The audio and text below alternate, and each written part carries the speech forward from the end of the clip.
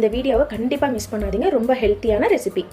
இதுக்கு நம்ம 3ல் 1 பங்கு, அதாவது 1/4 கப்புக்கு கொஞ்சம் மேலே உளுத்தம்பருப்பை எடுத்துட்டு 3 to 4 முறை நல்லா கழுவிட்டு அது ஒரு 3 மணி நேரத்துக்கு ஊற வச்சு மிக்சியில் நம்ம நைஸாக அரைச்சி எடுத்துக்கிறோம்.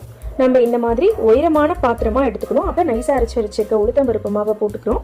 நம்ம எந்த அளவு மாவு போட்டோமோ அதே மாதிரி 2.5 பங்குக்கு நம்ம தண்ணி ஊற்றிக்கிறோம். நம்ம அடுப்பை சிம்மில் வச்சுட்டு தண்ணி ஊற்றிட்டு நல்லா கலரி விட்டுக்கணும். இந்த மாதிரி விஸ்க வச்சுட்டு ஒரு 5 நிமிஷத்துக்கு கலரி விட்டுட்டு அடுப்பை சிம்மில் வச்சுட்டு நல்லா கொதிக்க விட்டுருங்க. ஒரு 15 to 20 நிமிஷம் நல்லா கொதிக்கணும். அது லோ ஃப்ளேமில் இருந்தாலும் நீங்கள் அப்பப்போ கலரி விட்டுக்கிட்டே இருங்க, இல்லைன்னா பொங்கி கீழே வந்துடும். அதுக்கப்புறமா நல்லா பச்சை வாசம் போனதுக்கப்புறம் நம்ம 1/2 டீஸ்பூன் ஏலக்காய் தூள் போட்டுக்கிறோம். 1/2 கப் நம்ம நாட்டு சக்கரை சேர்த்துக்கிறோம். அவ்வளோதாங்க. இது நல்லா சக்கரை கரைஞ்சோடனே, நாட்டு சக்கரை கரைஞ்சோடனே நம்ம எடுத்து சர்வ் பண்ண வேண்டியது தான். வேணும்னா நீங்கள் துருவன தேங்காய் வச்சு கூட சர்வ் பண்ணலாம், இன்னும் டேஸ்ட்டாக இருக்கும்.